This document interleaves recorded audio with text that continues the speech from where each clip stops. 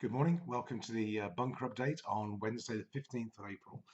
And another beautiful day down here. And we're getting some news, some encouraging news now that things are beginning to open up a little bit with some of the restrictions being relaxed. So I think we can now start to at least consider, if not plan, for what we're going to do as we come out of this now, which is just encouraging. Nice to have at least some light, dim as it may be, at the end of the tunnel turned back on again. So a bit of encouraging news. Look for the good news, not the bad, and we're going to get through it okay. And I saw an interesting story pop up on my feed earlier on this morning, and it made me smile. Not really a funny story, but apparently there was a 64-year-old guy whose colleagues in the aviation business had, for his birthday, bought him a flight on a fighter jet, and he was based at an airbase just south of here at St Dizier, and he was going to fly in a Dassault Rafael B, which is a two-seater jet fighter, supersonic. It's a frontline NATO fighter aircraft, and he was going to go fly in this plane as a sort of passenger in the back. Anyway, he got to the airbase and he hadn't been told about this. And he arrived there apparently and was told, we're going to put you in a plane, you're going to go for a flight, it's going to be great. And he wasn't prepared for it. He should have had medical tests, he should have had all sorts of briefings and trainings. And the reason he got in the plane, so he said, was because he didn't want to let people down. He was under a lot of social pressure to get in the plane and have a good time that all his friends and colleagues wanted him to have.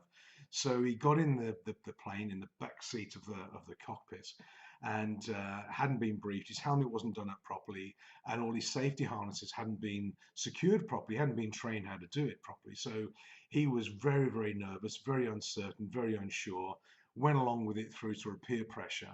And what happened was when the plane took off, now I've never been in a fighter jet, but as these things take off, they get to about 3.5 G just in sort of takeoff in terms of the G that holds you into the seat. And for those of us who've been on these roller coasters, when you climb very steep, when you start to top out or go over the top, of course, the G starts to relax and you go into negative G then. So you start to lift out of your seat as you do on the apex of a roller coaster. And apparently what happened was when he went into this negative G situation as the pilot took the plane into more of a stable flight mode, he panicked. And the only thing he could remember was in his training of about 10 minutes was the ejector seat. So he reached down in panic, yanked the ejector handle and popped himself out of the aircraft at 1,300 feet. And his helmet wasn't strapped on properly. That flew off. He went through the canopy and he was okay. He came down okay, he survived a few bumps and scrapes, that sort of thing. And apparently, I didn't know this, but in the Rafael aircraft, if the co-pilot ejects, automatically the pilot has to eject as well. It's an automatic system. They both pop out. Anyway, that didn't happen. There's a malfunction. So luckily, the pilot managed to get the plane minus its canopy back to the airbase, and he had some facial injuries from the canopy flying off and that sort of thing. But it was in hindsight, you can smile about it. In hindsight, it must have been terrifying at the time.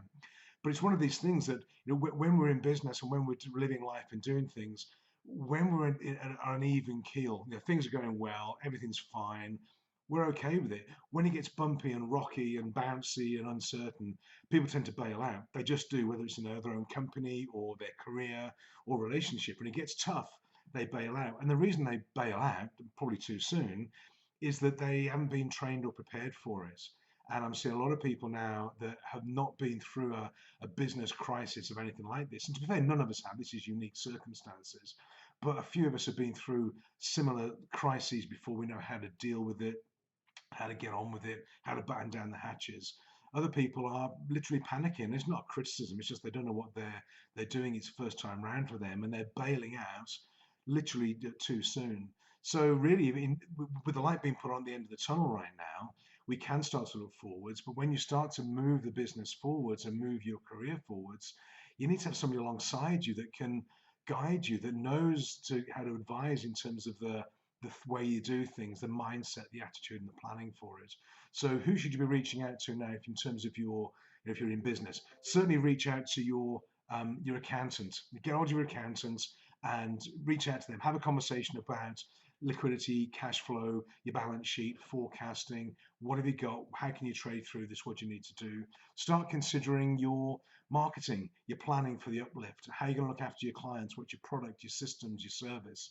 Get people who can advise you with that. Speak to people who can help you with your website, for example. Get your marketing plan on track. If you want to look at how to build and grow and scale the business after all this, you want someone to sit there alongside you as your co-pilot in the business, drop me a line, give me a call, and we can look at doing something together. I've been through these things before. We've got clients going through it now. If it will be helpful to do that, then drop me a message. We'll have a virtual coffee and a chat. But don't bail out too soon. It was I read all over the news feeds this morning. Poor guy, 64 years old, and he bailed out at only 1,300 feet. That's not very high for an ejector seat. And having spoken with on a previous occasion, a British pilot used to fly Tornadoes. He was saying that really the last thing you want to do is eject, because the ejector seat, it's a violent way to leave the aircraft. It can damage your spine. It compresses the spine.